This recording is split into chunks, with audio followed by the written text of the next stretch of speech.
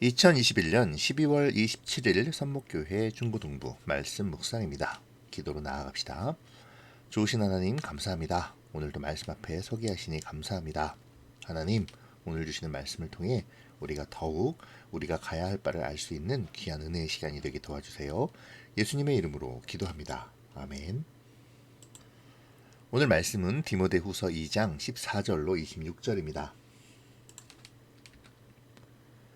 그대는 성도들을 가르칠 때에 하나님 앞에서 말다툼을 하지 않도록 주의를 주십시오. 말로 하는 논쟁은 아무에게도 도움이 안 될 뿐더러 그것을 듣는 사람들도 망하게 합니다. 그대 스스로 하나님께 인정받는 선한 사람이 되도록 힘쓰고 하나님을 열심히 섬기십시오. 진리의 말씀을 올바르게 가르쳐서 부끄러움이 없는 일꾼이 되도록 노력하십시오. 쓸모없는 세상적인 것들을 이야기하는 사람들을 피하십시오. 그런 이야기들은 경건에서 점점 더 멀어지게 할 뿐입니다. 그들의 거짓된 가르침은 암처럼 퍼지게 되는데 후메네오와 빌레도가 그런 가르침을 전하는 사람입니다. 그들은 진리의 말씀을 떠났습니다. 부활은 이미 옛날에 일어났다고 말하며 믿음이 약한 자들을 넘어뜨리고 있습니다. 그러나 하나님의 든든한 터는 결코 무너지지 않습니다. 그 터 위에 주님은 주님께 속한 자를 다 알고 계신다라는 말씀과 주님을 믿는다고 말하는 자는 악을 행해서는 안 된다라는 말씀이 기록되어 있습니다. 큰 집에는 금그릇과 은그릇이 있습니다. 그러나 나무그릇과 흙으로 빚은 그릇 또한 있습니다. 그 그릇 가운데 특별히 귀하게 쓰이는 그릇도 있지만 평범하게 쓰이는 그릇도 있을 것입니다. 만약 누구든지 악을 멀리하고 자신을 깨끗하게 하면 주인이신 주님이 쓰기에 귀하고 거룩한 그릇이 될 것입니다. 그런 사람은 언제나 좋은 일에 쓰일 수 있는 준비된 사람입니다. 젊은 사람들이 빠지기 쉬운 정욕을 멀리하십시오. 깨끗한 마음을 가지고 주님을 신뢰하는 사람들과 함께 의와 믿음과 사랑과 평안을 추구하시기 바랍니다.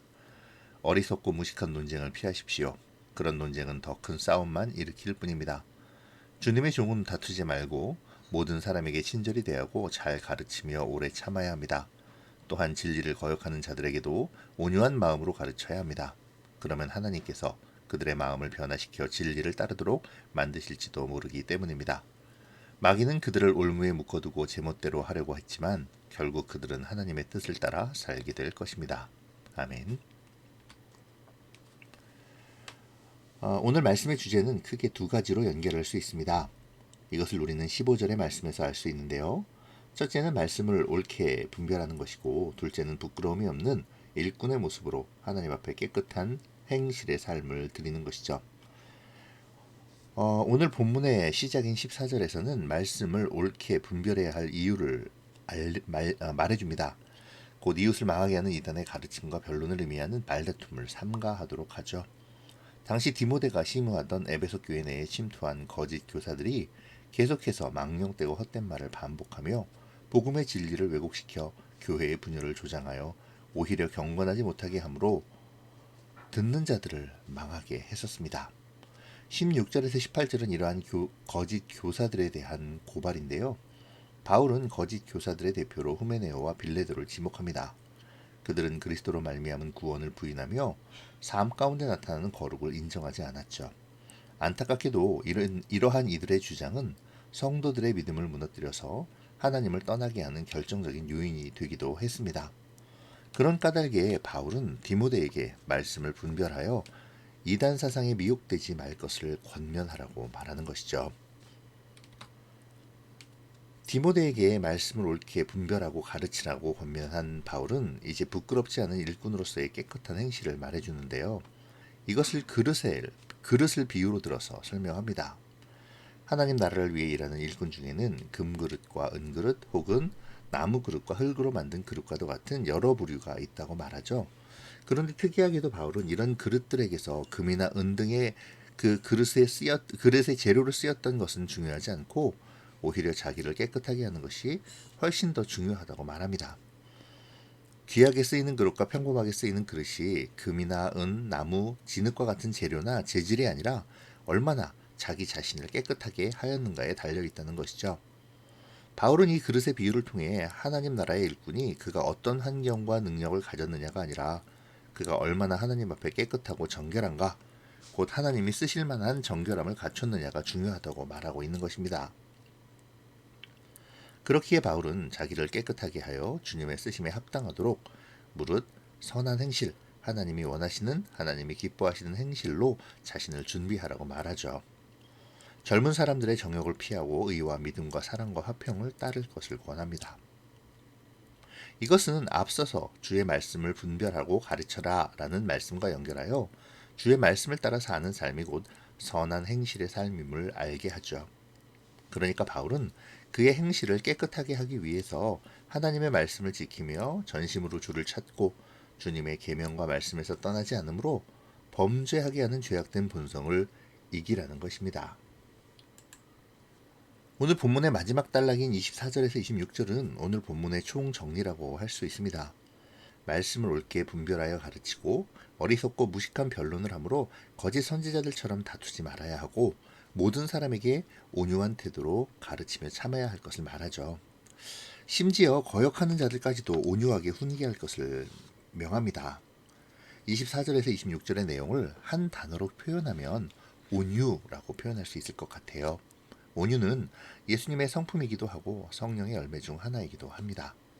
성경에서 말하는 온유는 따뜻하고 유순한 본성의 어떤 성격을 말하는 것이 아니라 하나님 앞에 겸손히 엎드려 순종하는 것을 말하죠.